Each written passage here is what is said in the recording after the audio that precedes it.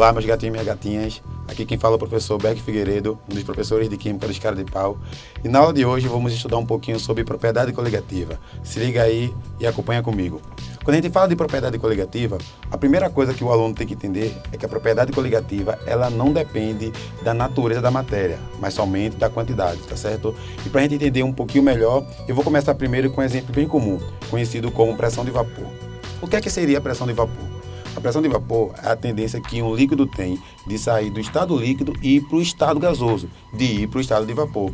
Um exemplo um pouco melhor é quando a gente compara a água e o álcool. Eu posso perceber que o álcool ele evapora mais rápido do que a água. Quimicamente falando, ele vai ter uma pressão máxima de vapor maior do que a da água. Popularmente falando, eu vou dizer que o álcool ele é mais volátil. Então, quanto mais volátil for a substância, maior será a minha pressão de vapor. Tendência que um líquido tem de ir para o estado gasoso. Por sua vez, a propriedade coligativa é aquela propriedade onde eu vou adicionar um soluto não volátil, ou seja, um soluto que apresenta uma baixa pressão de vapor.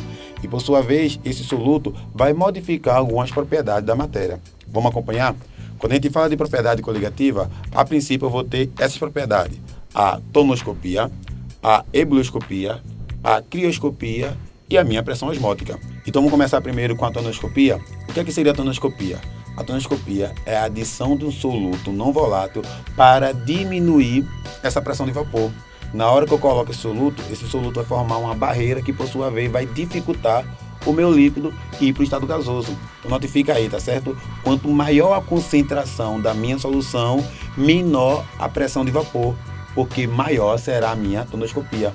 Por sua vez, na hora que eu adiciono um soluto não volátil, além de diminuir a pressão de vapor, esse soluto também vai fazer umas outras propriedades, como por exemplo, a ebullioscopia e a crioscopia.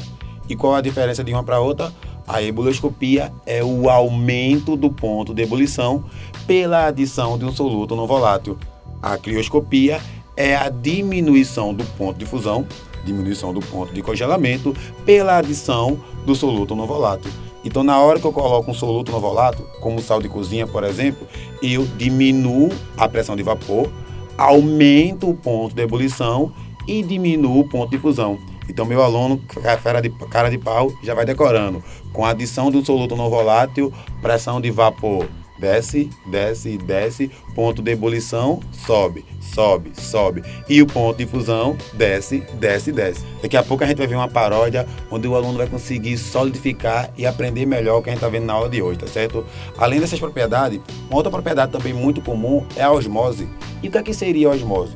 A osmose é a passagem do solvente de uma solução menos concentrada para uma solução mais concentrada, que quimicamente a gente chama de solução hipotônica e solução hipertônica. Ou seja, vai ser a passagem de água da minha solução hipotônica, aquela menos concentrada, para a minha solução mais concentrada.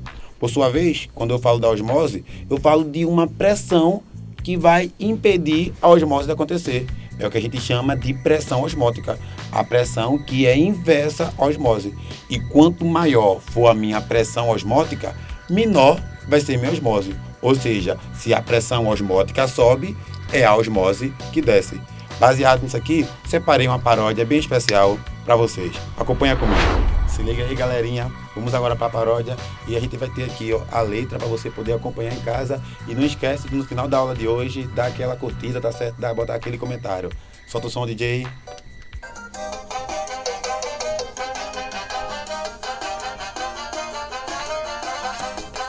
Vem comigo. Bora lá? Propriedade coligativa é muito fácil de pegar. Vem aprender com Berg um jeito novo de estudar.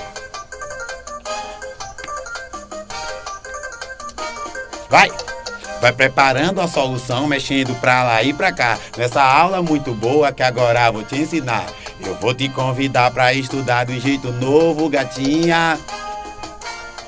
Se a pressão de vapor sobe, o ponto de ebulição desce. Se a tonoscopia sobe, sobe, sobe, a pressão de vapor desce, desce, desce. E se a ebulição sobe, o ponto de fusão desce, desce, desce. Se a pressão osmótica sobe, sobe, sobe, é a osmose que desce, desce, desce.